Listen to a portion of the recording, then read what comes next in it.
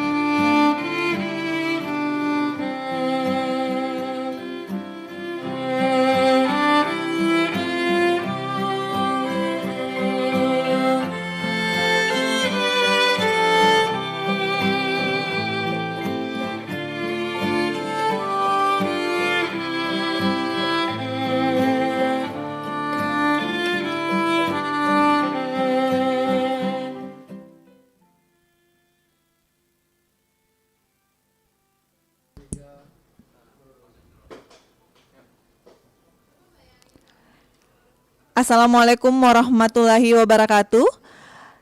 Salam sejahtera dan selamat siang. Kami ucapkan selamat datang dalam acara peringatan Hari Kartini, Kementerian Agraria dan Tata Ruang, Badan Pertanahan Nasional tahun 2022. Sesaat lagi kita akan memasuki acara webinar yang akan dipandu oleh host kita, Kepala Biro Hubungan Masyarakat, Ibu Yulia Jaya Nirmawati. Sebelum kita memasuki agenda webinar, mari kita bersama-sama menyaksikan video dalam rangka memperingati Hari Kartini.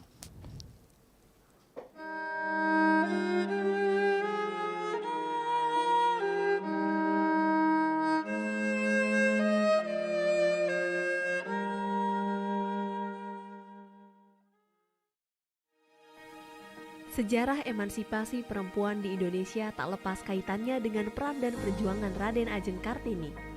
Kartini menjadi pelopor kebangkitan para perempuan Indonesia.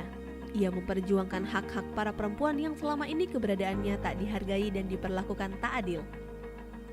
Melalui karya sastra dan gagasannya, seperti yang selalu ia katakan, jangan biarkan kegelapan kembali datang, jangan biarkan kaum wanita kembali diperlakukan semena-mena.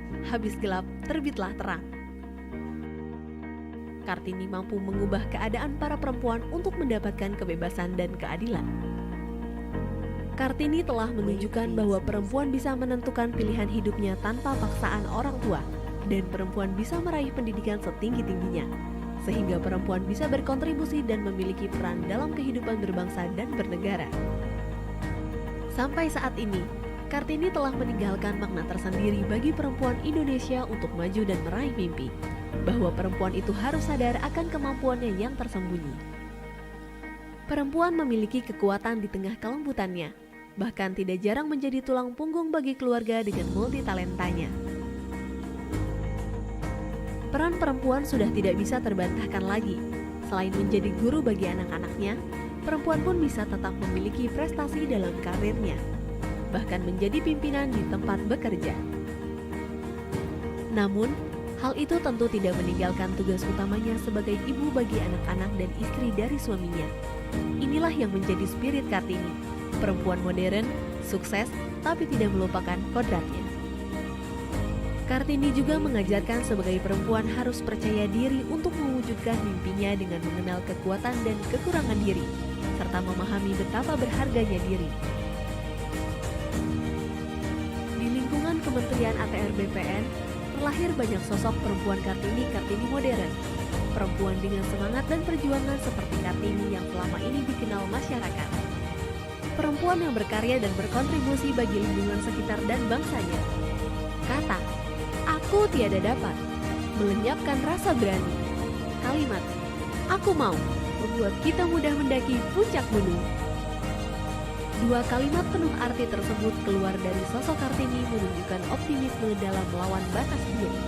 Hal itu merujuk semangat pantang menyerah yang coba ditularkan Kartini pada semua Sri Kandi di lingkungan Kementerian ATR BPN.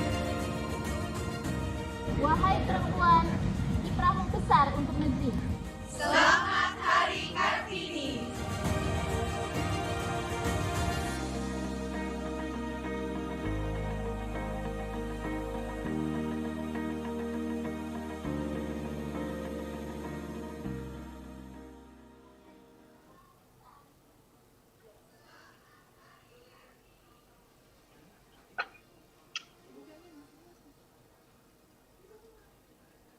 Assalamualaikum warahmatullahi wabarakatuh. Selamat siang dan salam sejahtera untuk kita semua. Om Swastiastu, Namo Buddhaya, salam kebajikan. Para peserta webinar yang berbahagia, hari ini tanggal 21 April 2022, di mana peringatan Hari Kartini bertepatan dengan bulan suci Ramadan, tanpa mengurangi rasa hormat kita dalam rangka memperingati Hari Kartini. Kementerian ATR BPN menyelenggarakan webinar dengan tema perempuan dan kekuatannya yang tersembunyi. Kegiatan hari ini dilaksanakan melalui virtual dan melalui hadir langsung bertempat di ruang PTSL.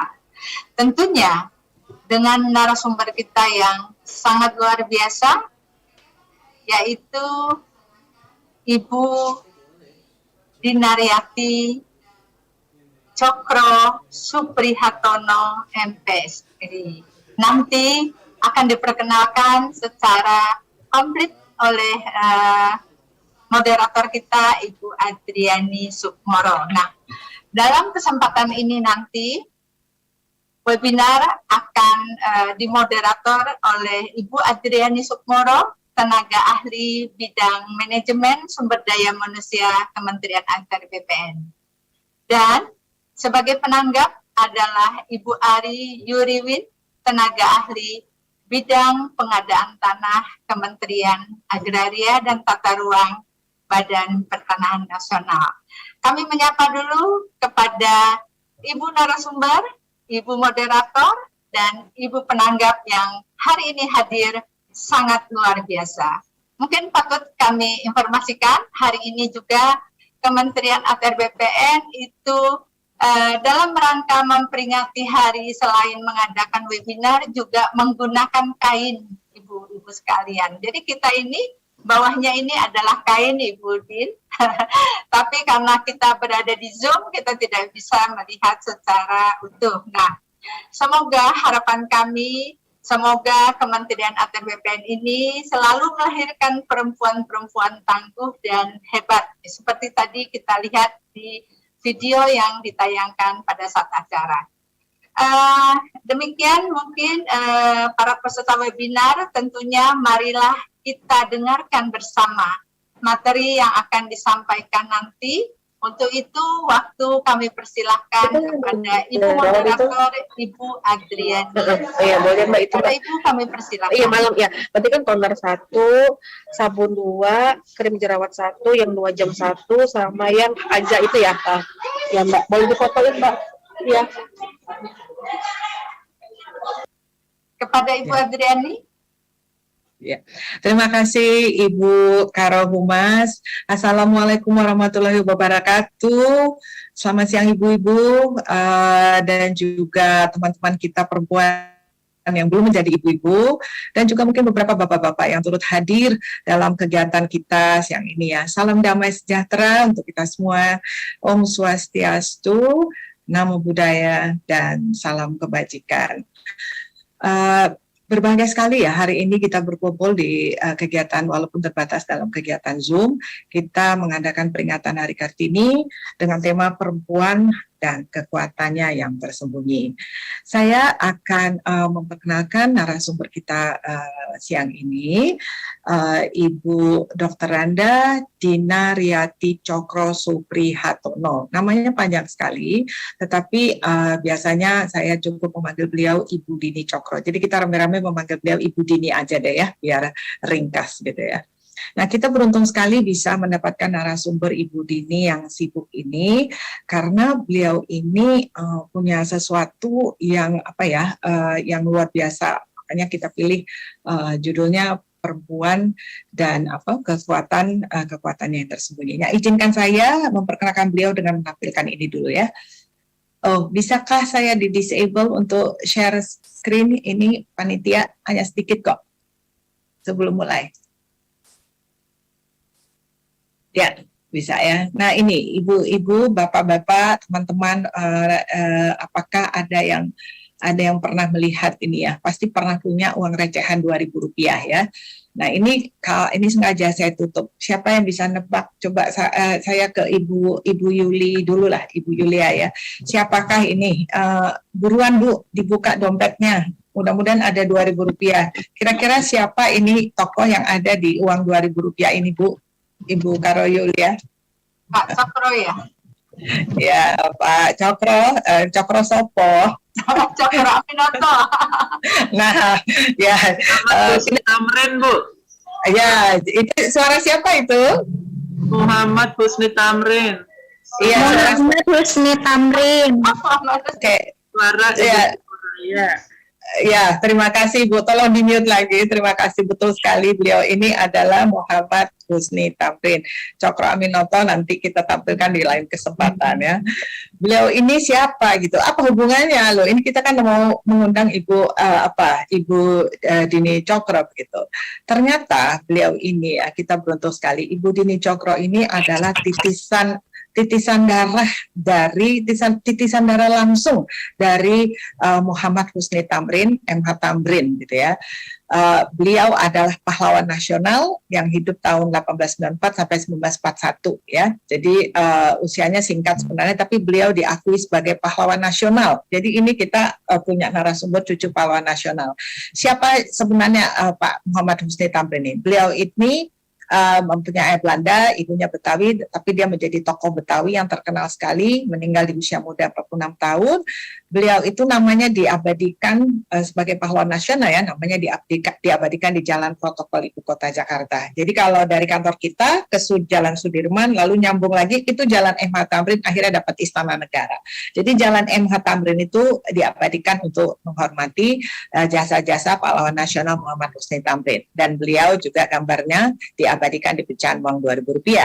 Nah, narasumber kita Ibu Dini Cokro ini juga tidak jauh dari seputar kalangan abdi negara begitu ya. Karena siapa yang bisa menebak siapakah gambar berikut ini? Oh, sudah ada namanya ya, langsung aja deh ya.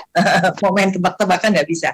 Nah, ini Bapak Letjen TNI Purnawirawan Cokro Pranolo ya. Bapak Letjen TNI Cokro Pranolo Purnawirawan, ada yang tahu? Ibu Ari Yuriwin deh. Beliau itu dulu siapa sih Bu? Gubernur DKI.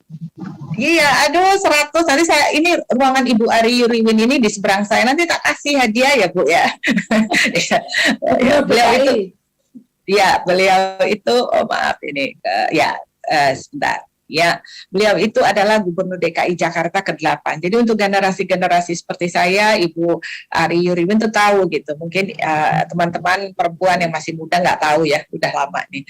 Beliau ini pengawal pribadi Jenderal Sudirman. Nah ini kalau nggak salah ini nih, kalau saya lihat ya mirip sekali, saya nebak-nebak. Ini sepertinya Bapak Cokro Pranolo mendampingi Jenderal Sudirman ketika masih hidup, dan beliau telah menulis buku biografi Jenderal Sudirman yang berjudul Panglima Besar TNI Jenderal Sudirman, Pemimpin Pendobrak Terakhir Penjajahan Indonesia. Baik, cukup sekian share-nya. Saya akan berbicara tentang Ibu Dini Cokro. Beliau itu sarjana psikologi seperti saya, dan beliau juga mengambil magister psikologinya di Universitas Indonesia. Jadi S1 S2-nya dari Universitas Indonesia. beliau perempuan aktif, saya tahu banget ya dari mahasiswa, beliau itu sudah bekerja. Di usia 23 tahun beliau menikah, dan di usia 23 tahun juga udah bekerja gitu, sambil tetap kuliah gitu. Beliau menjadi dosen Fakultas Psikologi Universitas Indonesia sampai pensiun di sana. Beliau juga mengajar di berbagai institusi, pernah menjabat sebagai wakil dekan Fakultas Psikologi dengan bidang berbeda-beda selama 3 periode, juga mendirikan kantor humas Universitas Indonesia dan menjadi kepalanya ya, kepala kantor humas. Dan yang saya highlight adalah di sini beliau pernah menjadi Dubes Republik Indonesia untuk Republik Ekuador di tahun 2016 sampai 2020. Jadi kita beruntung sekali mendapatkan narasumber yang luar biasa siang ini, dan saya akan menyerahkan floor kesempatan waktu kepada Ibu Dini dengan memulai pertanyaan. Pertanyaannya satu ini Bu ya. Nanti Ibu sambung terus dengan presentasi ya Bu Dini ya. Bu Dini, wanita itu dikenal sebagai apa ya? Sering dianggap sebagai makhluk yang lemah begitu ya. Padahal kita tahu deh ya, perempuan-perempuan ini tahu bahwa kita itu sebenarnya makhluk yang paling mendapatkan berkah nikmat. Nah monggo Mbak Dini, tolong kita diberi pencerahan, dimulai dengan pertanyaan ini. Waktu dan tempat kita serahkan, monggo.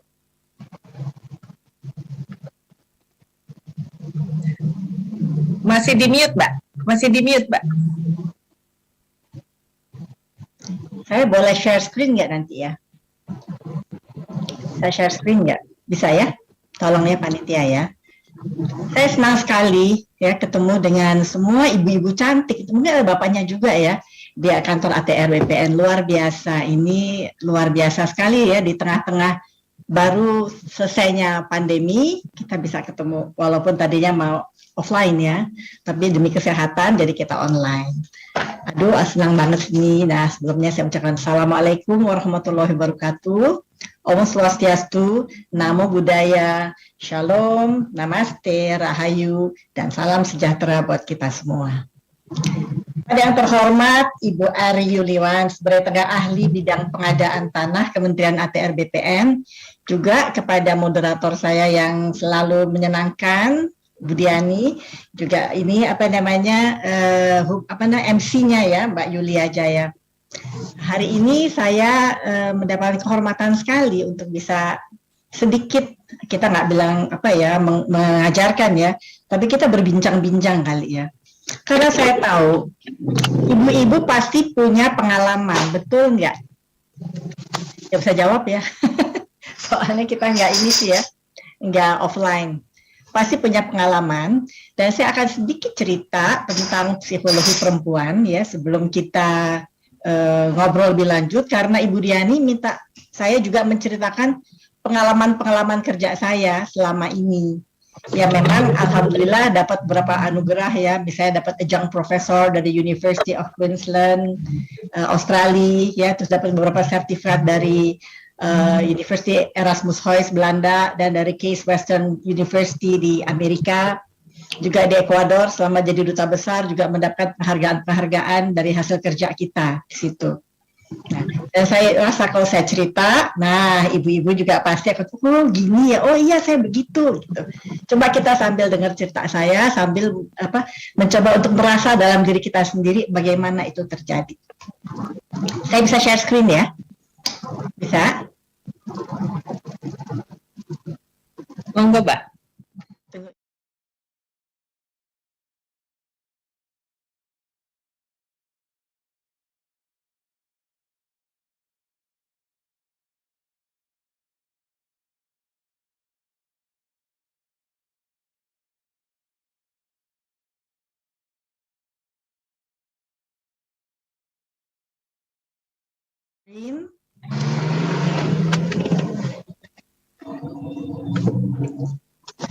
Bisa terlihat? Ya, bisa.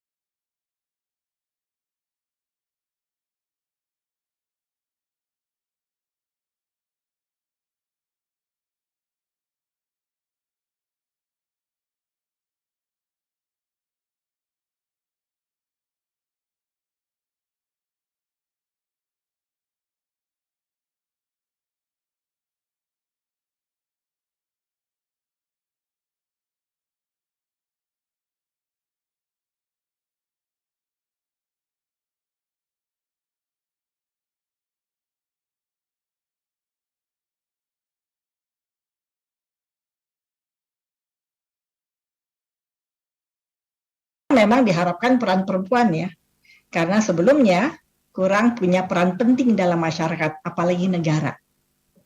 Tapi kenapa ya, kalau dipikir-pikir ya, walaupun diberikan kesempatan, kok perempuan nggak mengambil kesempatan itu?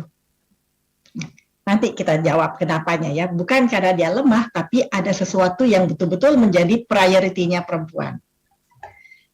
Kalau dilihat tugas sebagai ibu rumah tangga ya, ibu rumah tangga deh, nggak usah perempuan yang punya karir ya, seperti ibu-ibu sekalian ya, tapi full ibu rumah tangga. Apa betul kita nggak ada artinya? Ya, coba ya, kalau seorang ibu rumah tangga tulen menuliskan CV-nya, coba perannya banyak kan? Sebagai chef, sebagai general manager, karena dia harus mengatur semuanya di rumahnya supaya rapih, beres. Ngatur keuangan yang pas-pasan juga. Kalau uangnya berlebih mah enak ya, tapi kalau uangnya pas-pasan kan dia mesti ngatur. Gimana mengatur menu supaya pas belinya gitu. Manajer keuangan, sebagai manajer keuangan, sebagai manajer teknik, kalau ada yang rusak, siapa yang harus cari tukang, yang harus, kadang-kadang perempuan juga sigap bisa betulin sendiri loh. Manajer logistik mesti tahu jangan ada kekurangan, apalagi anak-anak, baju sekolahnya, bukunya, makanannya, kebutuhan rumah tangga, dan lain sebagainya. Dia juga sebagai perawat dan pendidik anak, pendamping suami pasti, manajer personalia. Karena apa? Karena kan kadang-kadang perempuan yang ngatur, kalau misalnya ada orang yang membantu di rumah atau ada keluarga yang tinggal, itu yang ngaturnya siapa? Kan si ibu rumah tangga. Dan public relation. Karena ibu itu sering bergaul, dan dia bisa bercerita, bisa memperkenalkan keluarganya, menunjukkan betapa menyenangkannya keluarganya sebagai public relation. Jadi perannya banyak ya ternyata ya. Dan apakah peran itu mudah? Bayangan, semua kegiatan yang ada di kantor dilaksanakan oleh satu orang. Padahal kalau di kantor itu ada bidang-bidangnya kan. Tapi dalam rumah tangga itu semua peran perempuan. Dan kadang-kadang lebih hebat lagi. Ingat nggak ibu-ibu sekalian tahun 1998 ketika terjadi resesi besar-besaran dan terjadi PHK besar-besaran terhadap di dunia kerja. Siapa yang akhirnya bangkit dan menyelamatkan rumah tangga? Dengan segala cara, ada aja idenya supaya rumah tangganya itu paling nggak dapurnya bisa ngebul. Kalau kita baca-baca di koran kan, dengan kreativitasnya perempuan, dia mulai memasak, dia jual makanan, dia bisa ngambil baju-baju di tempat yang tidak mahal dan dia jual kembali. Jadi banyak sekali kegiatan-kegiatan yang dia kreatif yang dia bisa pilih untuk menopang supaya dapurnya tetap ngebul. Tapi meskipun dibuka kesempatan, kadang-kadang peran perempuan kurang terlihat dalam masyarakat. Kenapa ya? Salah satunya adalah karena kita kadang-kadang nggak mengenal diri kita. Kita nggak kenal kemampuan kita karena terbelenggu oleh stigma masyarakat yang sudah kepalang melekat pada diri kita. Jadi kita pikir itulah stigma kita, itulah kita. Jadi kita memang tidak bisa berbuat banyak. Apalagi mohon maaf ya kalau dapat keluarga yang sering mengecil-ngecilkan kita, melecehkan kita, mengatakan, alah kok makanan nggak enak banget sih? Gini aja nggak bisa, padahal kan tugas kamu gitu. Jadi hal-hal seperti itu semakin mengecilkan hati kita, peran kita.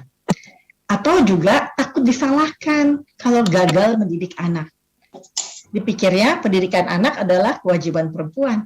Uang bikinnya sama kok. Emangnya kalau kita punya anak hanya kita yang kerja?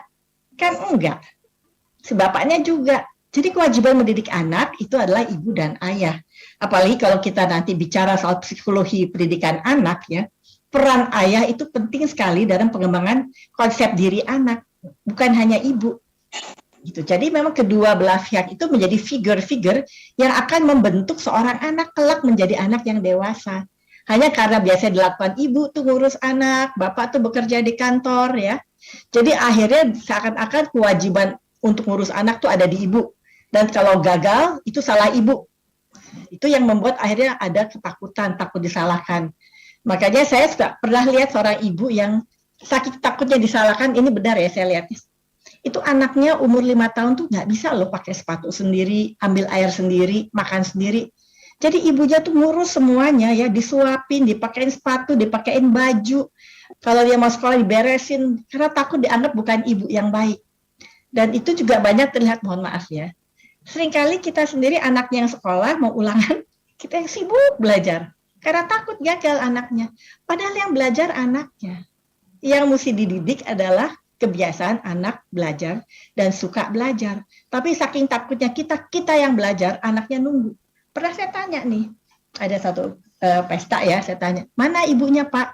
Oh di rumah ngajarin anak, kan lagi ulangan. Kok ibu nggak di rumah ngajarin anak? Oh enggak, saya bilang belajar itu kewajiban anak saya. Saya sudah biasakan anak saya untuk belajar mandiri karena itu tanggung jawabnya, bukan tanggung jawab saya. Tapi kalau dia nggak mengerti, baru saya bantu, saya bilang gitu. Karena yang harus belajar dia. Nah, tapi banyak kita mengambil alih nih, anaknya yang mau ulangan, ibunya yang sibuk ngajarin. Tapi ya nggak apa-apa. Untuk pendampingan memang perlu pendampingan ya, tapi tidak mengambil alih fungsi itu. Tapi saking takutnya jadinya akhirnya kita ambil alih dia itu anak itu. Karena ada seorang anak nih mau ulangan nih besok, temennya anakku dulu. Aku tanya, kamu belum belajar? Mamah nggak ada. Saya nggak belajar. Saya belajarnya nunggu mamah dulu. Nah, luar biasa kan? Dan yang bagus adalah memang pilihan. Saya memang ditawarkan macam-macam, tapi pilihan saya adalah menjadi ibu rumah tangga. Kenapa? Karena saya berkewajiban untuk membimbing anak saya kepada suatu kehidupan yang menguntungkan dirinya kelak menghadapi tantangan yang ada. Dan ini saya lihat di generasi anak-anak saya ya, ada yang mereka punya karir, ada yang mengundurkan diri. Saya tanya, kenapa kamu mengundurkan diri? Gaji kamu besar, karir kamu bagus, pengalaman kamu bagus, tapi kamu memilih untuk menjadi ibu rumah tangga. Jawaban, ada beberapa anak-anak muda tuh saya tanya ya, teman-teman anak saya, dan di luar dugaan, saya kagum dengan jawabannya. Mereka mengatakan, Bu, zaman depan itu sangat sulit, Bu. Tantangan terhadap anak-anak itu berat, nggak seperti zaman saya masih kecil. Jadi saya harus membimbing mereka untuk bisa menjawab tantangan. Karena di sekolah belum tentu mengerti bagaimana membimbing anak untuk suka belajar, untuk berdiskusi, untuk kreatif.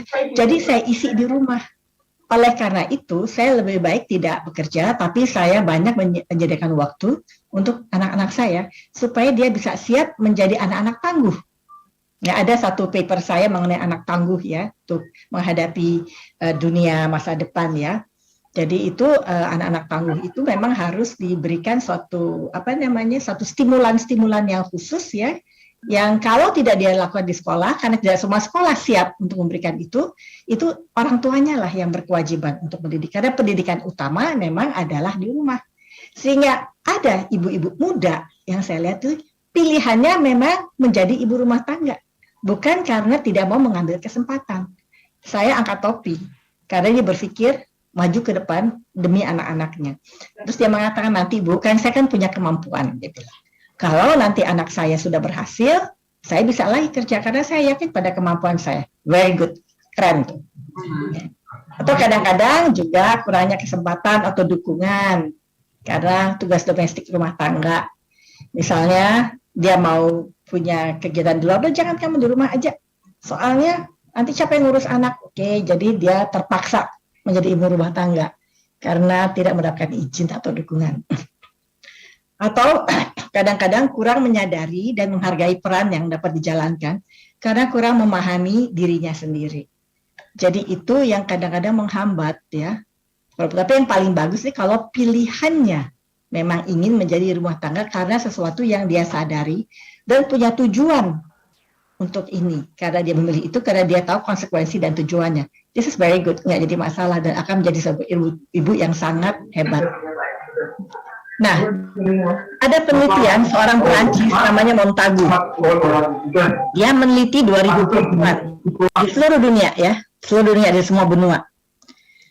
Hasil penelitiannya dinamakan sebagai the natural superiority of women. Jadi perempuan pada dasarnya itu mempunyai superioritas yang melebihi pria secara biologis. Ya, perempuan itu lebih kuat, lebih tahan banting, lebih tahan mental, dan bisa mengerjakan sesuatu sekaligus tanpa dia merasa bingung. Dia bisa ngatur-ngatur dirinya. Itu lebih tinggi dari pria, dari hasil penelitiannya. Usia perempuan biasanya lebih lebih panjang daripada pria. Kalau kita, mohon maaf ya, kalau kita lihat di usia saya nih, teman-teman saya banyak suaminya sudah meninggal. Ya karena memang usia perempuan tuh biasanya lebih panjang karena dia lebih kuat menghadapi stres. Daya tahan stresnya memang kuat dan sifatnya lebih lentur. Nah, dari hasil penelitian di rumah sakit juga katanya penderita sakit jiwa lebih banyak laki-laki daripada perempuan. Saya nggak tahu ya, itu penelitiannya Montagu ya.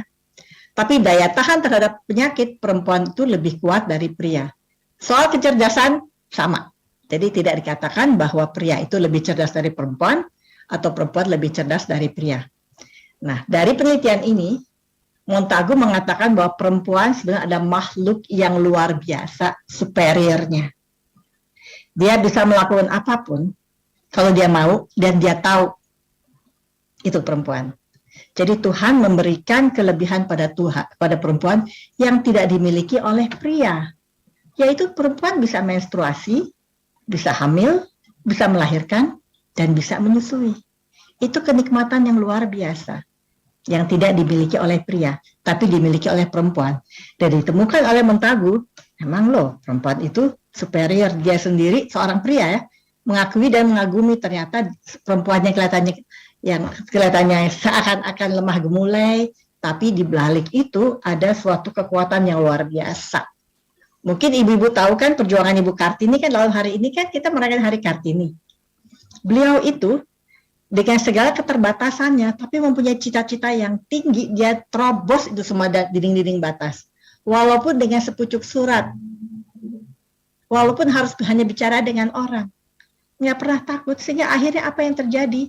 Dia bisa membuka kesempatan perempuan untuk melihat bahwa kita mempunyai banyak kesempatan untuk bisa berkiprah.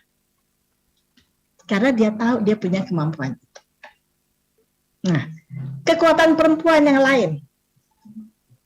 Nih, cinta. Bukan artinya pria nggak punya cinta, tapi kalau perbedaan pria dan pria dan perempuan dengan wanita adalah kodrat lelaki adalah ambisi, kodrat perempuan adalah cinta. Cinta itulah yang muncul karena dia bisa hamil, bisa melahirkan, bisa menyusui. Sehingga untuk membesarkan anak, cinta itu penting untuk asah, asi, dan asuh. Dan cinta itulah yang sebetulnya mengontrol superioritasnya. Jadi sebetulnya tanpa sadar, benar nggak ibu-ibu, merasa nggak? Ibu tuh memilih loh, ya bahwa saya memang lebih mau mengorbankan waktu saya untuk mendidik anak saya, untuk rumah tangga saya, ketimbang saya harus mengejar karir saya. Itu saya rasain ketika saya sedang berkarir di kampus ya, terus anak saya yang paling kecil sakit. Sakitnya itu luar biasa sehingga dia 2 bulan hospitalized, dan saat itu dokter bilang kemungkinan dia akan meninggal. Saya sedih banget ya, sampai saya bilang sama suami saya nggak masalah dengan karir saya nggak kerja juga nggak apa-apa, tapi saya ingin membesarkan anak saya ini. Kalau dia harus meninggal, saya apa boleh buat, yaitu emang sudah suratan takdir dari Allah, tapi kalau enggak, saya harus membesarkan dia. Tapi ternyata memang Allah mengatakan lain, anak itu hidup, dan diramalkan oleh dokter, kalau dia hidup dia akan retarded. Alhamdulillah enggak, normal. Jadi saya fully time untuk merangsang dia karena emang dia punya masalah. Nah, di situ saya mendapatkan dukung penuh dari fakultas bahwa saya boleh cuti di luar tanggungan untuk beberapa bulan. Jadi saya nggak harus mengundurkan diri, tapi saya boleh cuti. Nah, di situ saya memang sediakan waktu untuk bayi saya itu yang alhamdulillah akhirnya tumbuh normal, dan saya kembali lagi dengan aktivitas saya. Jadi cinta itu kadang-kadang kita rela berkorban, dan itu mengontrol superioritas kita. Tapi cinta itu juga kekuatan, ya enggak? Coba kalau ibu, para pahlawan kita kan, dia cinta pada kemerdekaan, dia cinta ingin membebaskan rakyat dari belenggu penjajahan. Karena cintanya itulah dia bisa mempunyai tenaga dan kekuatan dan superioritas yang dimiliki, justru untuk punya kekuatan untuk bisa melawan. Kayak Ibu Kartini, dia punya kekuatan melawan. Malahayati pahlawan Aceh, jadi komandan yang luar biasa. Dia bisa memimpin. Sekarang pun kita lihat menteri-menteri kita. Coba posisi-posisi yang luar biasa dipegang oleh menteri-menteri perempuan ya. Yang tadinya semuanya laki, kayak Menteri Keuangan perempuan, dan hebat sekali kiprahnya. Menteri Luar Negeri sampai 2 kali kepilih, perempuan juga. Padahal biasanya diplomasi itu dikenal untuk wilayah laki-laki ya. Menteri Kehutanan, bayangin, Menteri Kehutanan seorang perempuan dan lingkungan. Jadi kita lihat banyak tugas-tugas yang misalnya dilakukan oleh lelaki sekarang bisa di take over oleh perempuan. Dan saya lihat Presiden Jokowi akhirnya lama-lama lebih senang mengangkat kepala BUMN-nya itu perempuan nih belakangan ini saya baca ya. Jadi apa? Karena mungkin perempuan kalau dia cinta, dia all out kerja. Dia ingin membuktikan bahwa dia bisa. Dia ingin membuktikan bahwa dia bisa berhasil. Dan ia ingin membuktikan bahwa dia bekerja dengan baik, all out, tanpa pamrih. Saya rasa mungkin itu dirasakan juga oleh ibu-ibu ya. Ada nggak perasaan itu? Saya yakin pasti ada. Apa yang membuat ibu-ibu punya keinginan itu dan bisa mempunyai semangat besar itu? Karena satu, ibu-ibu mempunyai superioritas, yang mohon maaf ya kaum pria itu adalah melebihi para pria. Kedua, mempunyai cinta. Cinta ini bermain bisa mengontrol superioritasnya sehingga dia betul-betul bisa memainkan perannya misalnya sebagai pengasuh anak, pendamping suami, tapi dia dengan cintanya itu dia bisa all out ingin menunjukkan kecintaannya pada negara, pada institusi di mana dia bekerja untuk berbuat sebaik mungkin. Dan dia tidak berpikir yang neko-neko. Ini mungkin Mbak Diani ingat ya, pernah di fakultas itu pimpinannya perempuan semua ya. Dekannya Bu Yati, wakil dekannya saya, Bu Meiti, terus Bu Nuki, sekretaris fakultasnya, direktur juga perempuan, hanya satu prianya waktu itu sebagai kemahasiswaan. Itu fakultas pada saat itu hitting the spotlight.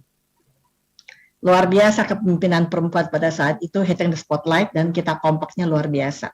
Pada saat itulah banyak masa kejayaan fakultas bisa dicapai. Walaupun sebelumnya juga udah mulai naik dan diteruskan oleh pimpinan-pimpinan perempuan. Jadi ternyata perempuan itu luar biasa loh. Kalau memang kesempatan yang diberikan padanya akan diambil. Jadi kadang-kadang kesempatan diberikan nggak diambil. Karena apa? Karena cintanya lebih kepada saya ingin ngurus rumah tangga. Jadi nggak selalu bahwa perempuan nggak dapat kesempatan, tapi lebih banyak juga sekarang ini memang tidak diambil. Kayak ini ya, Perdana Menteri New Zealand itu luar biasa hebatnya. Dia bisa mengambil keputusan-keputusan yang sangat taktis ya. Sehingga ketika New Zealand terkena COVID, dia termasuk yang paling sedikit dampaknya, tetapi ekonominya bisa bertahan. Dia perempuan, dan dia sangat dikenal sekarang. Sementara kodrat laki-laki adalah ambisi. Nah, bedanya apa coba nih? Bedanya, jadi ibu-ibu jangan membandingkan, karena memang nggak bisa dibandingkan. Buat seorang perempuan, karena dia cinta, dia kodratnya adalah cinta, dia akan berpikir gini, kalau suaminya ulang tahun, mungkin 6 bulan sebelumnya, dia udah pikir kita bikin apa ya buat suami kita, yuk kita bikin surprise yuk, ngajak anak-anaknya untuk melakukan sesuatu kegiatan yang menyenangkan, surprise, udah mikirnya jauh-jauh.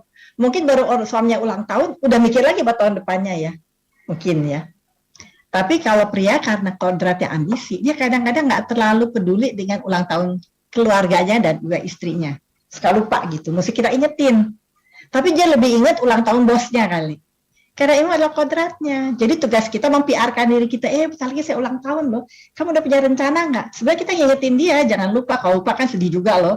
Pada hari-hari diemin gitu ya. Apalagi kalau dia lagi head over heels dengan kerjaannya. Jadi itu menjadi sesuatu yang bisa menjadi perbedaan ya antara laki dan perempuan. Sehingga prioritas kita perempuan nomor 1 adalah anak dan keluarga. Nomor 2 adalah anak dan keluarga, nomor 3 adalah teman-teman, nomor 4 baru ambisi kita kalau kita punya karir. Tapi kalau pria nomor 1 adalah ambisinya, nomor 2 adalah bosnya, nomor 3 baru keluarganya, nomor 4 baru istrinya. Jadi itu ada perbedaan dari fokus perhatian mereka. Sehingga kalau pensiun, kalau perempuan kalau pensiun biasanya senang, wow saya sekarang punya waktu untuk bisa masak, bisa berkebun, bisa bermain sama cucu, bisa ini, bisa itu. Dengan keluarga ya. Dengan pria kadang-kadang yang lebih terkena post power syndrome, karena biasanya punya power dengan ambitionnya, terus kehilangan itu. Sehingga itu menjadi masalah tuh. Sehingga perempuan, ini kalau psikologinya ya, kalau sudah pensiun itu, lelaki menjadi lebih perempuan karena dia menjadi tergantung banget karena kehilangan powernya, perempuan menjadi lebih maskulin pada saat itu. Seru kan ya? Nah, ya, begitulah secara psikologis perempuan dan laki-laki. Oleh karena itulah perbedaannya dari otaknya nih. Otaknya laki-laki seperti ini, analytical, sport, visual, aggression. Oleh karena itu dia agak kaku, dan perempuan yang love itu, lelaki itu bisa lihat sesuatu one at a time. Melakukan kerjaan juga one at a time. Sedangkan perempuan itu bisa buzzing. Semua bisa dikerjakan sekaligus. Misal sambil rapat aja juga bisa mikir, aduh anak saya ulangan ya, nanti saya pulang, saya mesti beliin buku ya, oh di rumah nih nggak ada makanan ya, saya mesti gini, oh besok nih keluarga saya mau ada kegiatan pertemuan ya, saya mesti bawa itu, dia bisa mikir itu sekaligus sambil juga konsentrasi tetap di dalam rapatnya. Atau kalau nyetir mobil, saya pernah menelpon kolega saya pria, Din nanti ya, tunggu ya, saya lagi nyetir mobil, nanti kalau udah sampai saya telepon kamu.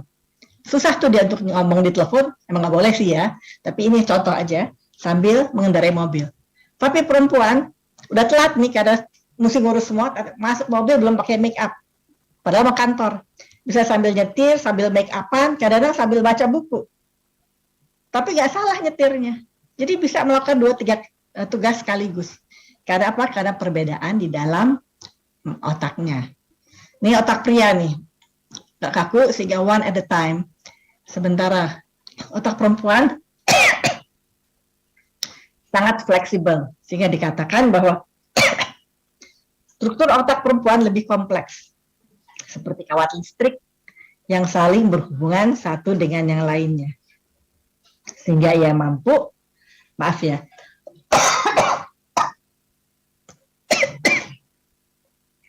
mengingat banyak hal sekaligus, peduli pada banyak hal, dan pikirannya selalu bekerja. Menjalankan multiperan tanpa menggagalkan salah satu. Menjalankan banyak fungsinya. Maaf.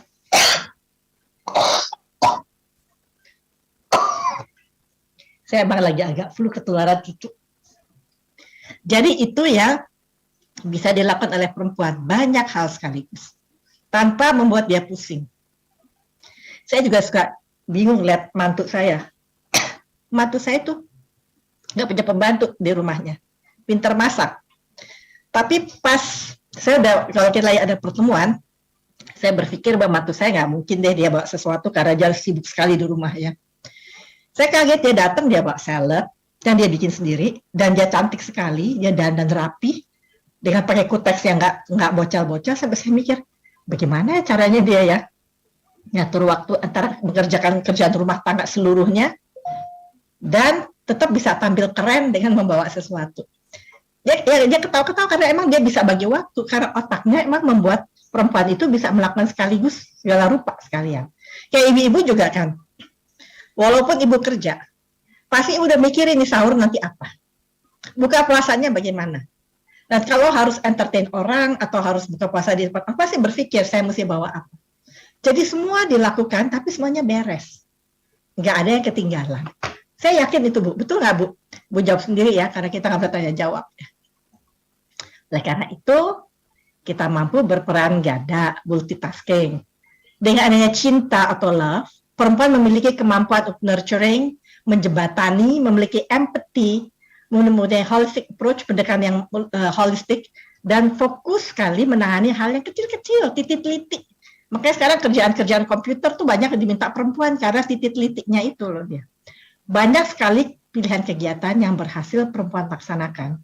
Dan dengan bermitra bersama perempuan akan membuat tim kerja yang, maksudnya bukan bersama perempuan, yang mohon maaf ya, bersama kaum pria akan membentuk tim kerja yang simbiose mutualistik. Jadi kalau perempuan dan pria, seperti halnya suami istri, itu ada plus minusnya, ada kelebihan dan kekurangan. Bekerja sama itu justru saling menguatkan. Dan perempuan banyak yang mampu menjadi leader. Cintanya itu kalau perempuan jadi leader, itu dia bisa care sama anak buahnya. Ya kan? Jadi, kalaupun dikatakan kadang-kadang keputusannya emosional, tapi kan kita punya staff yang bisa memberikan juga masukan-masukan pada kita untuk bisa menjadi bahan pertimbangan. Tapi perempuan-perempuan yang keluar dari superioritas, nature-nya dia, dia bisa berpikir sebagai laki-laki. Ini ada satu percobaan ya terhadap teroris perempuan, teroris laki. Mana yang lebih galak? Kalau perempuan jadi teroris, dia udah meniadakan cintanya kan. Dia keluar dari cintanya. Akhirnya karena punya superior itu, dia lebih superior dari laki, lebih galak, lebih kejam, lebih punya ide-ide yang aneh-aneh. Karena dia udah keluar dari cintanya yang membatasi superioritasnya itu. Jadi di situ kita lihat bahwa memang perempuan punya kekuatan yang luar biasa. Nah, berkaca pada perjuangan Kartini nih, karena kita lagi merayakan Hari Kartini ya. Pasti ibu-ibu udah baca dong ya. Surat-suratnya beliau itu luar biasa. Dan mampu berbuat banyak dengan segala keterbatasan. Pada saat itu kan perempuan ningrat, nggak boleh keluar dari keraton, nggak boleh sekolah juga terbatas. Dan lain sebagainya. Kalau juga menikah juga dijodohin gitu, walaupun dia nggak suka, tapi dia masih mengikuti aturan-aturan, tapi dia tidak melanggar aturan, tapi dia punya kemampuan bagaimana caranya dia bisa mengatasi keterbatasannya dengan menggunakan semua resource atau sumber yang dimilikinya. Antusias dan percaya diri. Jangan lupa, ini ada perannya Kartono loh, kakak beliau, yang pandai sekali dan lebih banyak tinggal di Eropa, sehingga sering memberikan banyak masukan kepada Ibu Kartini. Itu kan banyak masukan, itu kan sebenarnya kesempatan ya, diberikan buku, diberikan bacaan, diberikan majalah-majalah yang membuat Ibu Kartini merasa hebat ya, bisa begini gitu. Gimana ya perempuan Indonesia bisa begitu? Ada dua, ada yang melihat itu sebagai kesempatan belajar dan punya cita-cita, ada yang cuma menikmati aja, oh iya begitu, atau don't care at all. Itu kan pilihan hidup ya. Nah, Ibu Kartini memilih untuk fight karena melihat kita ingin harus bisa juga perempuan-perempuan itu setara dengan laki-laki seperti halnya di Eropa. Nah, seperti teman saya nih yang dosen di UQ ya, dia bilang nih, sekarang nih perempuan nih kalau misalnya melahirkan, itu dia dapat cuti dan masuk setelah anaknya setahun. Selama ini bekerja dari rumah. Dan suami harus menolong 50-50. Nah, itu satu peraturan yang terjadi, sehingga akhirnya nggak boleh suaminya itu menyerahkan semua ke istrinya. Jadi itu adalah sesuatu pembagian yang sangat baik yang saya lihat ya. Nah, dan dia nggak pernah putus asa, tetap berusaha menghargai tata krama dan aturan, meskipun terasa masih dalam belenggu. Karena apa? Karena Kartini mempunyai self-leadership. Dia yang memimpin dirinya sendiri. Dia punya mimpi besar, punya motivasi kuat, selalu mau belajar dari buku-buku yang diberikan, berusaha dan bertindak, dan mempunyai semangat belajar. Nah, kalau ini tentang diri saya ya, karena saya suruh minta cerita tentang diri saya ya. Ya ini sedikit yang ya, saya menikah 23 tahun, masih kuliah, usia pernikahan saya 44 tahun, usia saat ini 68 tahun, punya 4 anak dan 7 orang cucu. Cucu saya yang paling besar, 2 orang udah remaja ya. Nah, ini tadi udah dibacakan oleh Ibu Diani apa kegiatan-kegiatan saya. Hanya saya diminta oleh memang mendirikan kantor Humas UI. UI itu nggak punya humas, jadi saya diminta sama Pak Rektor, padahal saya itu masih menjabat sebagai wakil dekan. Wakil dekan gak lucu, waktu saya diangkat jadi wakil dekan, saya ditanyakan oleh Pak Sarlito wakil dekan, kamu mau wakil dekan yang mana? Bapak menyuruh saya wakil dekan yang mana? Yang nggak ada aja ya, wakil dekan 4. Boleh, terus kerjaan saya apa? Kamu pikirin deh kerjaan kamu apa? Saya mesti mikir. Di situ saya berpikir mendirikan humas, kerjasama, juga mendirikan sistem, membuat sistem dan penelitian. Dan dari apa yang saya lakukan itu menjadi pilot project buat UI, makanya saya diminta untuk jadi kepala humas UI dan membangun kantor humas di UI. Nah, di dalam kegiatan itu, sebagai wakil dekan, karena saya suruh milih kerjaan saya berhasil membuat kerjasama training program dengan University of Queensland, Brisbane, Australia. Waktu itu, si Queensland University itu ada ranking 30 dunia, dan kita UI masih 250-an gitu ya. Saya bilang saya nggak mau dibilang bahwa saya harus nunduk-nunduk, pada merasa saya mau tunjukin bahwa Fakultas Psikologi itu mempunyai dignity. Jadi saya berdua sama Bu Yati, wakil dekan 1, menunjukkan, membuktikan bahwa pendidikan kita itu bagus. Sampai akhirnya UQ mengakui, iya pendidikan kamu setara sama kita, walaupun grade universitasnya beda ya. Saya diterima loh, masa 2,00 diterima, sementara fakultas lain harus 2,75. Khusus psikologi 2,00. Terus saya minta scholarship buat staf pengajar. Mereka tanya kenapa loh, saya bilang staf pengajar saya juga akan ingin berkembang. Akhirnya dikasih scholarship dari mereka untuk staf pengajar.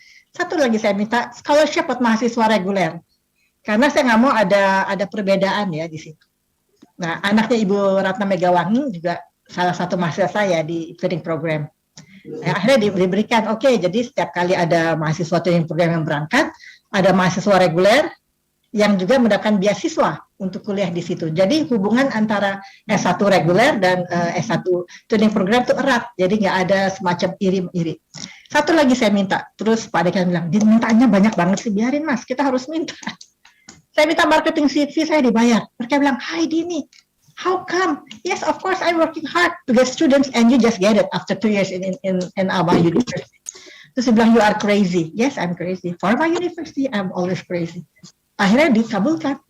50% dari biaya marketing saya dan apapun yang saya lakukan itu dibayar oleh UPI. Jadi break even point kita 8 mahasiswa. Sehingga kita dapat banyak dana untuk pengembangan fakultas. Jadi di situ perempuan tuh ada aja idenya, kadang-kadang buat kamu pria, kamu apa sih ini, kamu mikirnya enggak, nggak apa-apa. Namanya usaha, saya bilang. Tapi saya punya reasons, dan ternyata diterima. Nah, satu hal lagi yang saya agak bangga pada saat itu, adalah ketika saya memenangkan Q Project. Waktu saya bilang sama Pak Dekan saya mau ambil nih Q Project, ini adalah dana hibah dari Bank Dunia, $2 juta. Pada saat itu, titiknya adalah pada hard science faculties ya, dengan psychology as social science, bukan hard science ya. Tapi saya bilang saya mau ikut. Jadi nggak mungkin, kita kan bukan hard science, biarin, saya bilang. Paling tidak, kalau kita lakukan ini, kan 1 tahun kerjanya, kita punya blueprint. Kalau kita menang, kita dapat $2 juta, kita bisa lari, majuin fakultas. Kalau nggak menang, kita punya blueprint. Nggak ada yang percaya. Nggak apa-apa deh, saya kerja sendiri, sama 1-2 orang yang percaya, kita kerjain. Terus saya punya ide-ide yang dilakukan oleh fakultas hard science lainnya, sampai orang dari Bank Dunia ketika dia datang dan melihat kerja kita, dia kaget, dia bingung, bilang, wow, very original what you are doing. Saya bilang, ya, thank you very much. Mahasiswa semua mendukung. Akhirnya the only social science yang dapat Q Project adalah Fakultas Psikologi. Bangga kan? Jadi kita nggak boleh merasa kecil. Atau nggak mungkin, kita kan fakultas perempuan semua, masa iya ada yang mandang kita? No, nggak boleh. Kita mempunyai harga diri, kita mempunyai dignity, kita harus tunjukin. Nah, itu adalah modal saya bekerja. Dan di situ ternyata apa yang kita lakukan itu mendapat penghargaan. Oleh karena itu, Fakultas Psikologi satu-satunya faculty yang dapat Q Project $2 juta. Langsung kita membangun perpustakaan yang keren dan lain sebagainya. Saya nggak cerita, tapi pokoknya alhamdulillah deh gitu ya. Dan beberapa staf ahli yang sering saya duduki di sini, juga anggota tim Adipura. Jadi KLHK minta saya anggota tim Adipura, di samping Kemenkes juga saya bantu ya. Nah, di situ saya belajar mengenai pengolahan sampah, dan saya tahu bahwa Surabaya sepertiga kotanya itu sampah, listriknya dari sampah. Ya, hebat nggak? Jadi pengolahan sampah kita ini ternyata sangat bermanfaat untuk energi. Jadi kalau kita sangat serius dalam mengelola sampah, insya Allah nggak usah terlalu mahal bayar listrik. Dan saya diminta oleh Pak Presiden untuk menjadi duta besar di Ekuador. Saya kaget waktu saya telepon ya, saya lagi di fakultas, Bu Dini bisa ke Kemlu. Saya pikir saya suruh ceramah nih kayak sekarang gini. Oh ya, saya bilang, Bu Menteri mau ketemu. Oh iya, saya pikir saya mesti bawa bahan apa? Nggak bawa ibu aja yang datang. Waduh, disuruh hari Jumat. Saya bilang, Pak, hari Jumat saya pimpin rapat. Tapi terus saya pikir, masa Bu Menteri panggil saya ngawar ya? Oh iya deh, saya bisa. Saya datanglah ke sana. Sampai di situ ya Bu Menteri bilang, Pak Presiden minta kamu jadi duta besar. Saya kaget juga sih ya. Nggak kepikirkan. Saya kan nggak tahu kenapa saya jadi duta besar, karena saya kan bukan dekan, bukannya rektor, bukannya apa-apa ya, tapi rupanya banyak rekomendasi melihat saya kerja. Dan Ekuador adalah satu negara yang kedutaannya baru dibuka, tetapi pada saat itu nggak ada prestasinya, dianggap oleh Kemlu sebagai underdog. Jadi saya diterjunin sana untuk babat hutan. Dengan catatan, kalau saya berhasil, kedutaan kita akan tetap dibuka, tapi kalau nggak akan ditutup. At the end, salah satunya at the end, Ekuador panggil saya waktu saya mau pulang, dia bilang, Madam Ambassador, saya sangat menghargai kerja Anda luar biasa. kita harus menutup 10 kedutaan kita di dunia. Dan kedutaan dia nggak banyak, karena duta besar yang ada di Ekuador cuma 40 kedutaan. Harus kita tutup karena COVID. Nah, ketika di Asia cuma ada Malaysia dan Indonesia di ASEAN ya, ada Malaysia dan Indonesia. Yang mana kita harus tutup, tapi kita semua memutuskan yang Malaysia kita tutup, Indonesia kita pertahankan. Tetaplah kerjaan saya sebagai penceramah. Ini salah satu cerita nih, waktu saya dapat ajang profesor dari University of Queensland karena kerja saya di sana mengembangkan training program. Nah, penghargaan lain, saya juga ngajar di Seskoal, sehingga dapat calon jadi beasiswa dari Seskoal, dan ada yang lain-lainnya penghargaan dari presiden maupun dari universitas lain.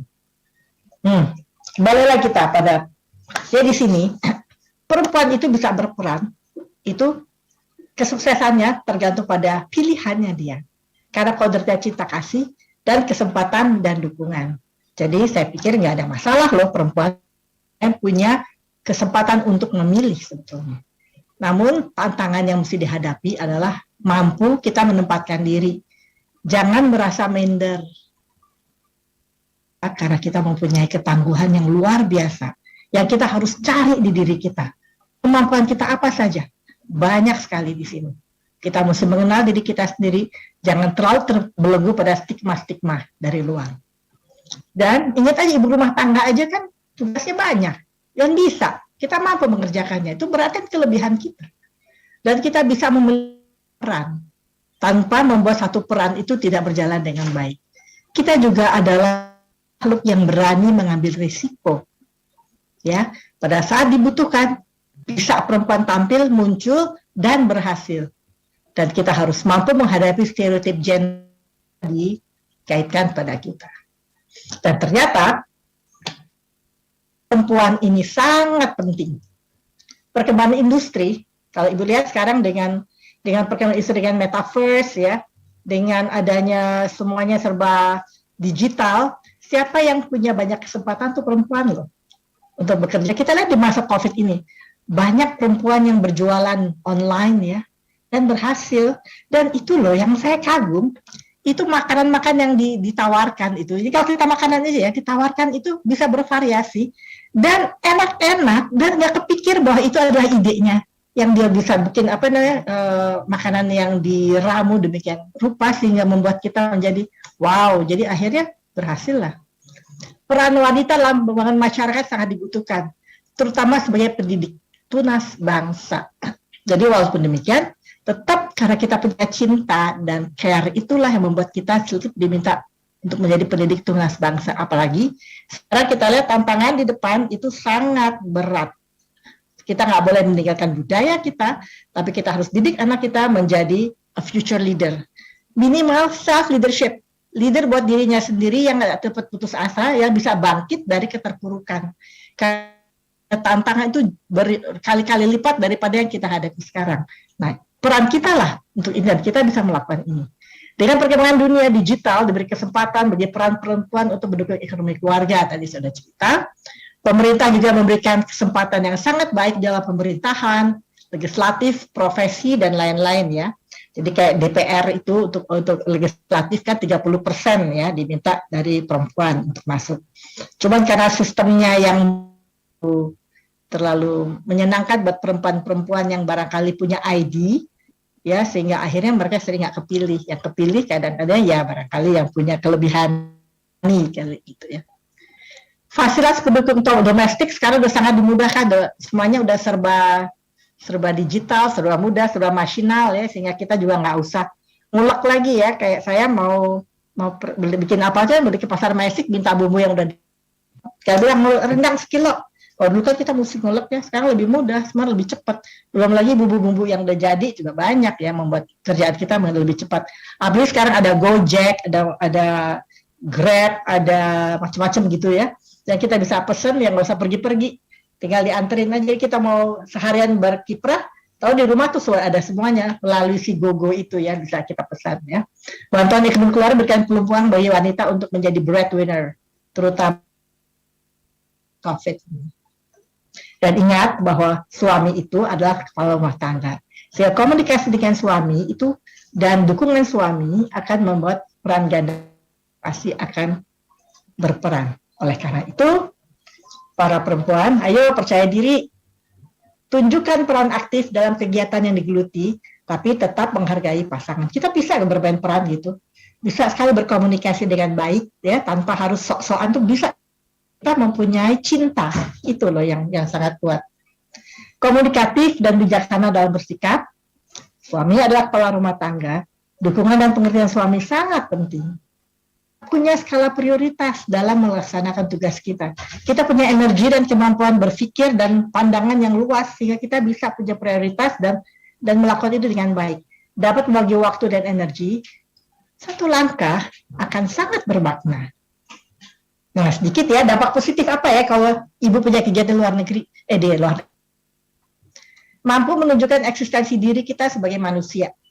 Jadi karena kita mempunyai kelebihan-kelebihan yang kita miliki, dengan adanya kiprah kita seperti ibu-ibu sekalian yang sekalian ini, ada 500 orang yang semua itu dari kementerian ini atau RBPN, itu kan karena memilih untuk punya peran. Dan tunjukkanlah eksistensi diri kita. Bekerjalah dengan baik, tampilkan bahwa perempuan itu bisa diandalkan. Cuti melahirkan doesn't mean anything. Tetap prestasi bisa dijalankan. Lebih hidup, bisa lebih sedikit menunjukkan keluhan fisik karena kita senang kan. Sebetulnya itu bekerja di luar dan pulang ke rumah itu suatu variasi dalam hidup ya. Sehingga kesulitan di rumah itu kita bisa senyum karena kita bahagia dengan di luar gitu. Jadinya itu sesuatu yang membuat kita menjadi sedikit keluhan fisik. Dan waktu tersedia banyak menunjukkan pengertian hubungan yang enak, dan dengan adanya digital di mana kita bisa berhubungan dan lebih sering, itu biasanya kita komunikasi kita nggak terputus dan kita bisa tahu ya apa yang anak-anak inginkan dan tanyakan. Anak-anak biasanya lebih mandiri dan bertanggung jawab, dan pada umumnya kita merawat penampilan kita. Jadi walaupun kita sudah berusia tapi kita mau kelihatan komprot kan, kita tetap mau kelihatan cantik, merawat diri, tetap kelihatan segar. Nah itu kan punya kebahagiaan diri kita sebagai perempuan. Dan nanti saya cerita sebagai duta besar keuntungan saya perempuan, dan kita bisa membagi waktu. Ya dampak negatifnya kadang-kadang pada saat dibutuhkan kita lagi nggak ada, bahwa tidak semua kebutuhan anggota keluarga bisa kita penuhi dengan maksimal, dan kadang-kadang lelah juga. Misalnya kita mesti di luar rumah, kebetulan pas kerjaan tugasnya berat banget itu, sampai di rumah pengen istirahat, jadi ketika harus mengerjakan tugas rumah tangga kita kadang tunggu dulu deh, tapi untuk ada Gojek ya bisa pesen-pesen aja, jadi lebih tenang deh. Izin Ibu Dini, ini ada satu pertanyaan bagus ya. Jadi saya pikir sebelum Ibu Dini masuk ke cerita gembira nanti ini saya lihat ya, selama menjadi duta besar Republik Indonesia atau Ekuador, ini saya ajukan dulu pertanyaan dari Ibu Nur Aziza, biasa kita panggil Ibu Inung. Pertanyaannya soalnya bagus banget. Nanti Ibu Ari menanggapi di akhir sesi saya pikir ya. Tapi ini takut kehabisan waktu, jadi saya bacakan aja. Beliau bertanya begini, Bu Dini, terkait maraknya kasus bunuh diri di mana ada kejadian ya, seorang ibu itu bersama anak-anaknya itu bunuh diri ya, dia membawa anak-anaknya itu bunuh diri karena terdesak terdesak oleh situasi. Ada ibu ini depresi akibat perilaku suami dan juga desakan ekonomi ya, jadi kombinasi gitu. Nah pertanyaan dari Ibu Inung, pertama, di manakah kekuatan wanita itu yang bisa dikembangkan, dioptimalkan agar jangan sampai terjadi seperti itu ya, sampai memutuskan bunuh diri, tidak ada jalan lain gitu ya, sepertinya gitu ya. Yang kedua, apa yang terjadi dengan kekuatan tersembunyi wanita yang ternyata tidak bisa menahan atau melawan tekanan batin itu, sehingga memutuskan melakukan perbuatan yang fatal tadi itu. Dan yang ketiga, bagaimana menyeimbangkan tekanan yang menimpa dengan kekuatan untuk menghalau ya. Jadi seputar itu tadi, bunuh diri, membawa anak-anaknya ikut bunuh diri, sementara perempuan mempunyai kekuatan tersembunyi. Nah, bagaimana ini untuk menguatkan kekuatan itu agar tidak terjadi kejadian seperti ini? Monggo Ibu Dini. Ya, terima kasih, pertanyaan luar biasa nih ya Bu Aziza ya. Ya, kita lihat sekarang keadaannya. Ini yang saya bilang, karena stigma masyarakat begitu kuat, sehingga kadang-kadang perempuan itu tidak menanya dia yang tersembunyi. Dia nggak, walaupun dia udah bertahan ya, dia bertahan sedemikian rupa untuk menahan, tapi karena ada kekuatan tekanan ekonomi, juga adanya tekanan dari suami yang luar biasa, dan stigma itu terus menimpa dirinya, ada batasnya kan. Dan perempuan itu pasti pendidikannya kurang, sehingga dia nggak tahu dia punya kekuatan. Yang dia kenal konsep dirinya adalah saya orang yang lemah, saya itu nggak berdaya, saya nggak mempunyai kemampuan apapun. Jadi itu yang dia rasakan karena kurangnya pengetahuan tentang kekuatan, karena tersembunyi. Banyak perempuan yang tidak tahu bahwa dia mempunyai kekuatan itu. Kenapa? Karena memang pendidikan terhadap perempuan itu hanya seputar, mohon maaf ya, masak, memasak, ngasuh anak. Tapi jarang ada pendidikan pada perempuan yang menunjukkan bahwa dia mempunyai kelebihan. Sehingga dia nggak tahu. Dia nggak tahu caranya berkomunikasi dengan baik. Apalagi kalau sudah dibombardir dengan stigma-stigma yang membuat dirinya akhirnya merasa punya konsep diri yang negatif terhadap dirinya. Nah, manusia, nggak laki nggak perempuan, akan banyak bertindak sesuai dengan konsep dirinya. Apa yang dia kenal tentang dirinya. Kalau dia nggak kenal dia punya kelebihan, dia nggak punya jalan keluar, nggak tahu bagaimana cara. Kan bisa aja dia tiba-tiba kalau suaminya lagi mana, dia bawa anaknya, dia kabur aja gitu, misalnya ke rumah orang tuanya atau ke rumah kerabatnya, atau dia udah mempunyai perencanaan bahwa dia akan menjalankan hidup, atau dia akan bicara baik-baik dengan suaminya untuk mengatakan bagaimana mengatasi masalah ini. Tapi karena dia nggak tahu kemampuan itu, jadi nggak terjadi. Kenapa dia bunuh anak-anaknya? Itu karena cinta. Sengsaranya hidup di dunia tanpa uang yang cukup, dengan deraan dari mungkin suami yang sering menyiksa keluarga. Dia nggak tega, anaknya dia tinggalkan begitu saja, dan harus menghadapi penderitaan. Jadi membunuh anak-anaknya dan dirinya itu adalah bagian dari cintanya dia. Dengan segala keterbatasan kemampuannya, pengetahuannya, dan konsep dirinya yang sudah memang negatif, membuat dia memilih jalan itu. Dan karena cintanya, dia nggak tega meninggalkan anaknya, maka dia ajak anaknya serta ke alam baka. Di sini memang kita harus kembali melihat program-program perempuan itu mungkin tidak melulu pada keterampilan yang selama ini selalu dilakukan ya, tapi kita juga mesti punya waktu untuk perempuan bisa mengenali dirinya. Punya session yang appreciative inquiry misalnya, mereka bisa dirinya sendiri.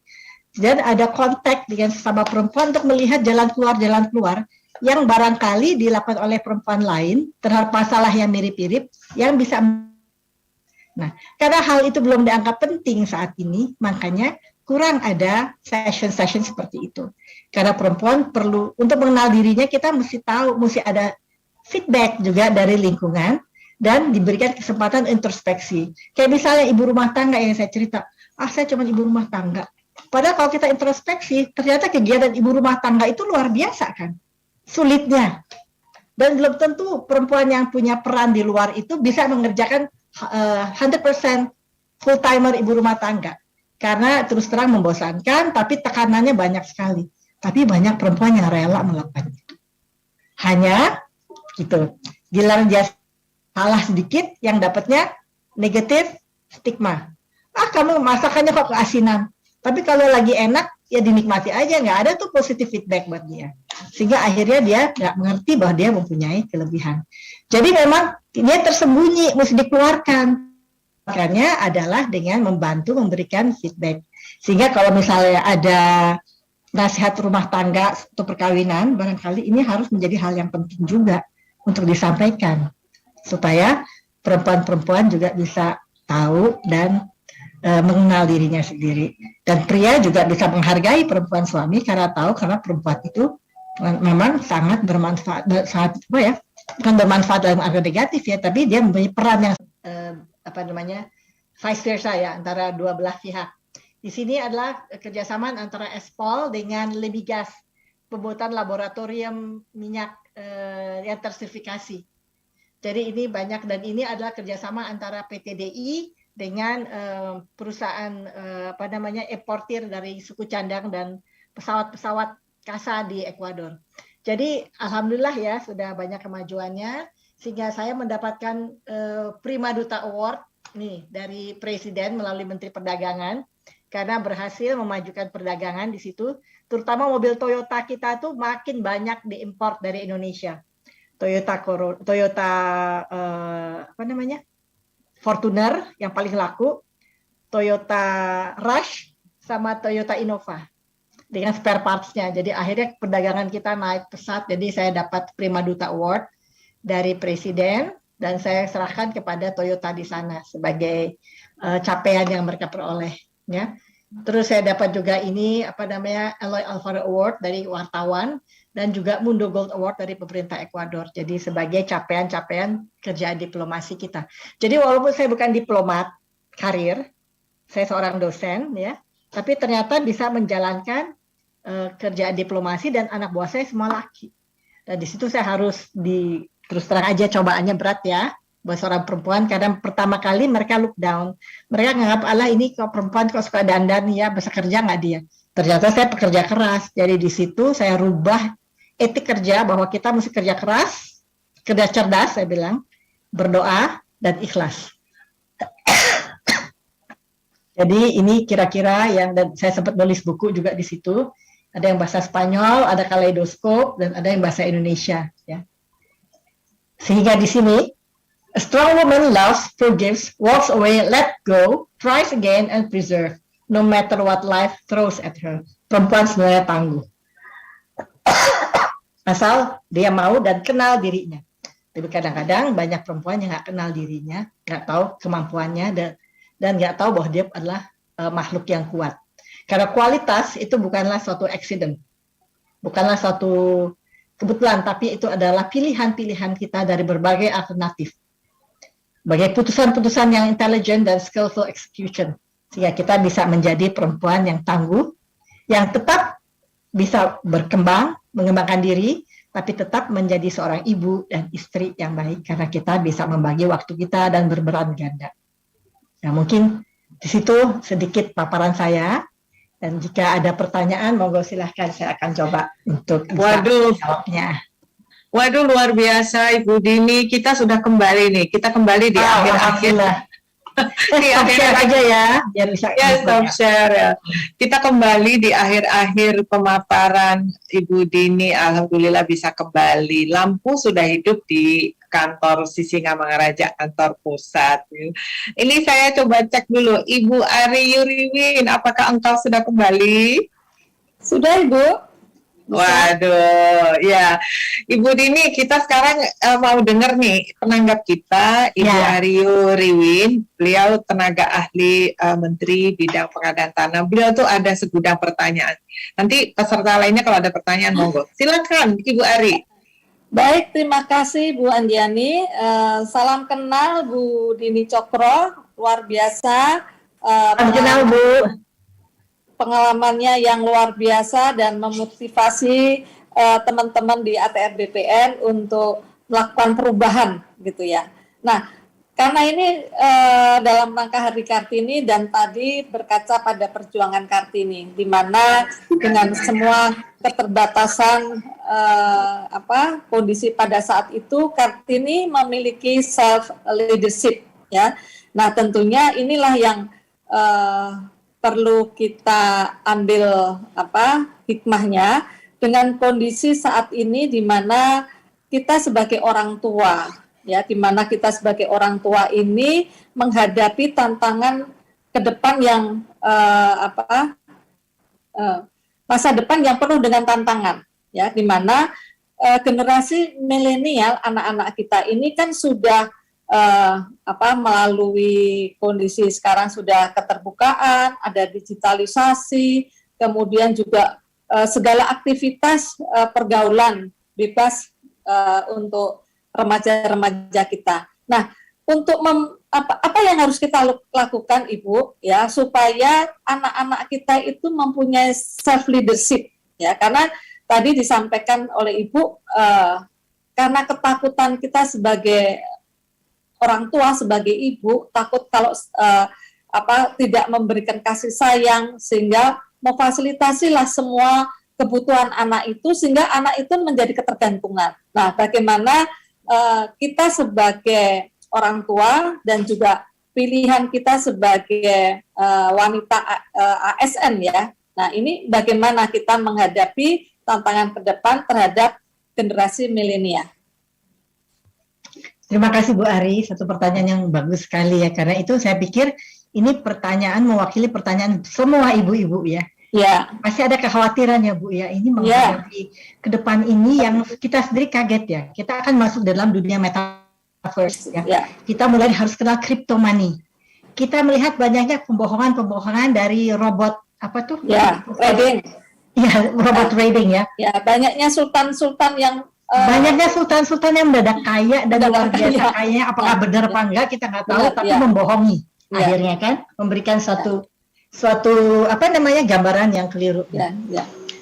Terus terang aja mendidik anak-anak zaman sekarang itu tidak bisa seperti kita dulu mendidik anak. Ya, tapi yang pasti satu adalah cinta.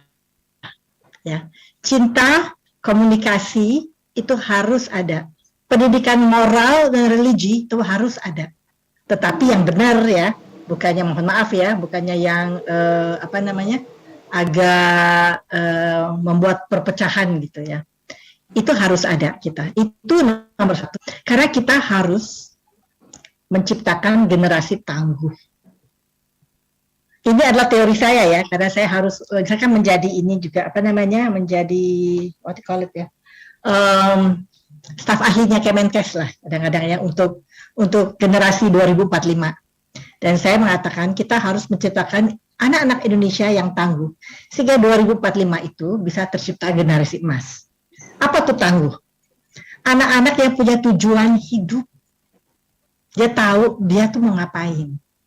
Dari kecil dia ngerti dia tujuannya apa buat belajar, kenapa dia mesti melakukan ini, kenapa dia memilih itu, dan lain sebagainya.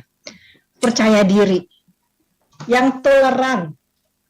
Toleransi itu penting ya, karena itu akan mengembangkan kebinekaan kita. Karena kita adalah negara dengan 700 kebudayaan.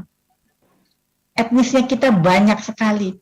Kalau kita nggak mengembangkan toleransi, kita akan terpecah belah. Apa kita mau Indonesia pecah-pecah? Nggak jadi NKRI lagi. Saya rasa nggak mau dong ya. Kita ingin tetap mempertahankan NKRI karena sangat bahagia hidup di Indonesia. Sebetulnya. Dibandingkan di tempat lain ya. Indonesia itu sangat membahagiakan kalau kita sendiri memang bisa hidup dengan penuh toleransi. Agama dan religiusitas juga tetap harus ditanamkan. Ya, tangguh yang A-nya. N-nya, nurani harus kita kembangkan. Moral dan punya karakter yang kuat. Jadi anak-anak mesti punya karakter kuat, gotong royong, kerjasama, dan networking. Dari G1, G2, tetap jadi anak yang gembira, sehat, matang emosi, dan punya sosial motorik yang sehat, unggul. Nah, unggul, nah ini yang saya akan memberikan sedikit gambaran bahwa kadang-kadang kita belajar untuk dapat angka. Jadi dipaksa anak belajar. Seharusnya yang sekarang dididik adalah anak suka belajar.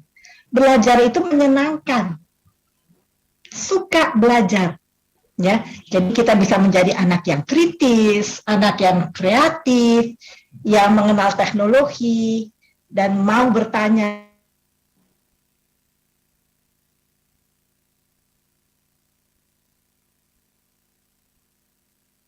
Ya, saya mau tanya-tanya dulu, gitu.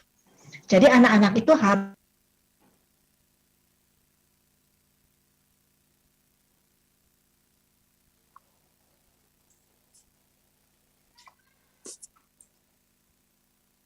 hilang ya Bu ya? Hilang suaranya ya? Hilang.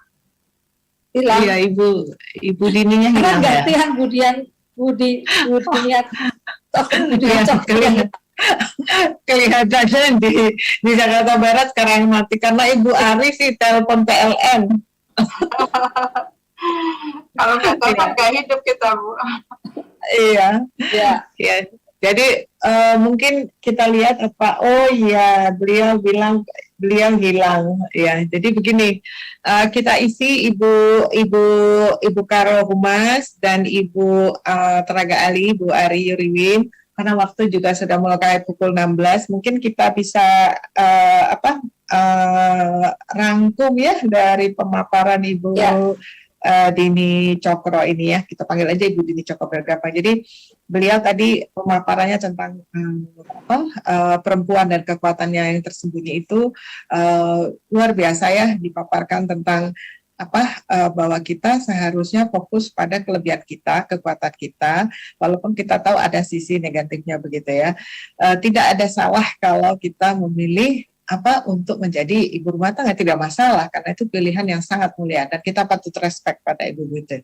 Tetapi yang harus kita kuatkan adalah bahwa kita itu jangan sampai menjadi lemah, karena tadi pertanyaan Ibu Inung itu mengetuk sekali Ibu Nur Aziza, bahwa ada yang merasa tidak berdaya, dia tidak menguatkan dirinya.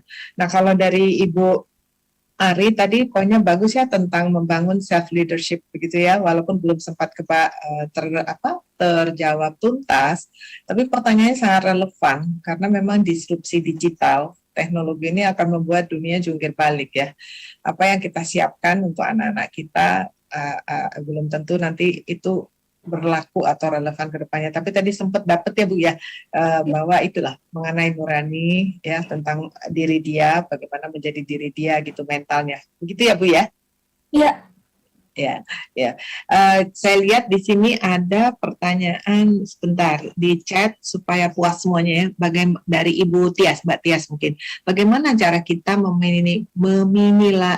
meminimalisir stereotip tentang perempuan dengan mengembangkan women support women. Ya, ini bagus banget ya. Tadi ini Mbak Tias yang ada di ruangan Ibu Ari ya, kalau nggak salah ya. Ya, pertanyaannya sama. Tadi kita bincang-bincang. Benar banget ya. Jadi tadi ada kata-kata bahasa Inggris yang keren banget gini ya. Women empower women. Woman empowering, kurang lebih begitu. Jadi perempuan yang monggo Mbak Tias kayaknya mau ngomong. Ya, bagaimana kita memberdayakan sesama perempuan ini, bagaimana saling memberdayakan, kurang lebih begitu. Jadi kita bantu perempuan-perempuan lain itu yang ada di lingkungan kita maupun di tempat kerja kita maupun di lingkungan kita. Jangan sampai perempuan mematikan perempuan gitulah ya. Jadi harus saling membantu. Dan ada tadi fenomena yang dari saya pernah bertanya beberapa orang, kenapa ketika saya mengadakan survei kecil-kecilan, saya tanya kepada pekerja-pekerja pria, lebih memilih mana? Bos perempuan atau bos laki-laki? Jawabannya bos laki-laki. Oke, bisa saja berpikir karena dia laki-laki. Tapi ketika saya bertanya kepada pegawai-pegawai perempuan, milih bos laki apa bos perempuan? Jawabannya sama, milih bos laki-laki. Dan itu bukan hanya satu dua, banyak ya. Jadi ini saya tidak akan menjawab karena bukan saya narasumbernya, tapi untuk jadi bahan pemikiran kita sebelum saya kembalikan ke Ibu Karohumas, bahwa ada stereotip mungkin dari perempuan. Kalau bos perempuan tuh gimana gitu ya, jadi agak ditakuti. Nah, jadi satu, harusnya perempuan membantu sesama perempuan, saling memberdayakan. Yang kedua, bagaimana kita menjadi bos perempuan yang diharapkan, disukai. Ya, seperti misalnya Bu Ari ya, saya mau jadi anak buahnya Bu Ari. Ya. Baik ya. Ya, baiklah ibu-ibu, teman-teman Sri Kandi dan bapak-bapak yang kalau ada hadir di sini, terima kasih atas waktunya. Saya kembalikan acara kita ini ke Ibu Karohumas host kita. Monggo Ibu Yulia. Masih di mute. Baik Ibu Adriani, selaku moderator, materi hari ini sungguh luar biasa. Sayang sekali tadi ada insiden lampu mati, kebetulan genset yang ada juga nggak dapat digunakan. Sehingga kalau kita lihat tadi jumlah peserta yang 500 lebih langsung drop menjadi 200-an. Ini menandakan hampir 350-an itu pesertanya dari kementerian. Ibu-ibu yang berbahagia, tentunya yang dapat saya lihat tadi yang membuat hati kita sebagai wanita begitu senang dan berbahagia, ternyata struktur otak kita yang perempuan ini lebih kompleks, tetapi dengan kompleksnya struktur otak kita ini menjadikan kita adalah wanita yang mempunyai peran ganda, multitasking, punya cinta dan mampu menjadi sebuah menjadi leader ya tentunya. Sangat luar biasa dan itu adalah kesenangan kita sebagai wanita, bagaimana kita akan memilih kita menjadi apa. Pilihan ada di kita, tadi disampaikan oleh Ibu Din. Tentunya harapan kita semoga Kementerian ATR BPN ini selalu nanti dapat melahirkan perempuan-perempuan tangguh dan perempuan hebat. Tentunya sudah ada beberapa contoh. Salah satunya adalah penanggap kita Ibu Ari, Ibu Adriani adalah orang-orang yang sangat luar biasa. Dan mudah-mudahan nanti kita dapat mengikuti jejaknya beliau-beliau ini sehingga kita juga akan menjadi wanita-wanita yang tentunya bermanfaat bagi nusa dan bangsa. Saya rasa demikian Ibu, tentunya terima kasih kepada Ibu Dini yang mungkin sudah live ya karena mungkin satu dan lain hal. Terima kasih kepada Ibu Adriani Sukmoro yang sudah menjadi moderator yang sangat luar biasa. Dan kepada Ibu Ari Yuriwin sebagai penanggap kita hari ini. Tentunya terima kasih kepada seluruh peserta webinar yang sudah berada di ruangan Zoom ini. Dan kita tadinya live YouTube, tapi karena tadi mati, jadi live YouTube-nya itu terhenti dengan otomatis. Kurang lebihnya kami mohon maaf. Wabillahi taufiq wal hidayah. Wassalamualaikum warahmatullahi wabarakatuh. Salam. Waalaikumsalam. Terima kasih kami ucapkan kepada seluruh peserta yang telah bergabung melalui Zoom meeting dan juga yang bergabung melalui YouTube Kementerian ATR BPN. Sekali lagi terima kasih kepada narasumber, moderator, penanggap dan juga kepada Kepala Biro Hubungan Masyarakat yang telah memandu acara peringatan Hari Kartini tahun 2022. Sekali lagi kami ucapkan selamat Hari Kartini untuk seluruh perempuan di Indonesia. Wabillahi taufiq wal hidayah. Wassalamualaikum warahmatullahi wabarakatuh dan selamat sore.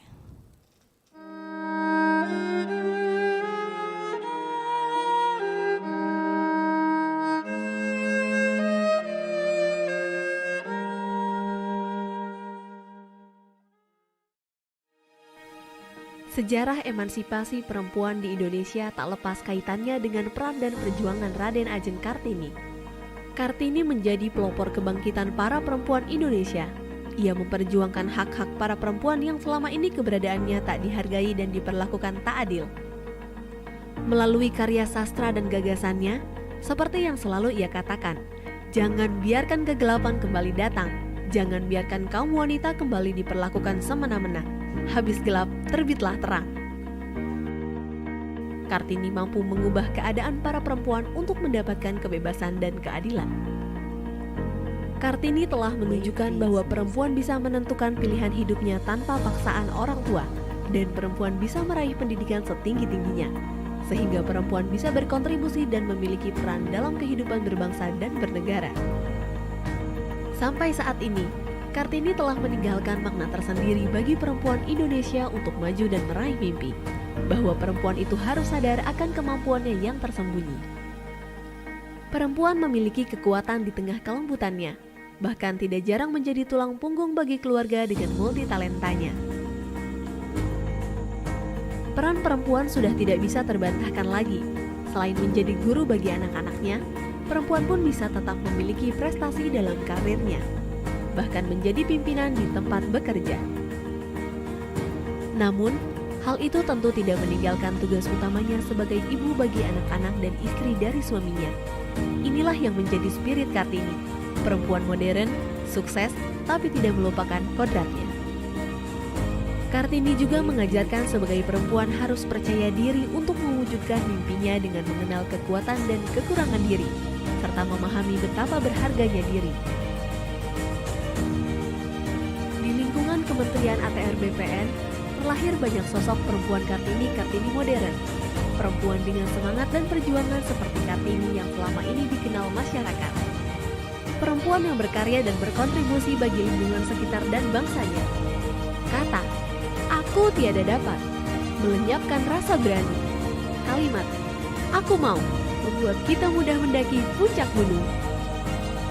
Dua kalimat penuh arti tersebut keluar dari sosok Kartini menunjukkan optimisme dalam melawan batas hidup. Hal itu merujuk semangat pantang menyerah yang coba ditularkan Kartini pada semua Serikandi di lingkungan Kementerian ATR BPN. Wahai perempuan, kiprahmu besar untuk negeri. Selamat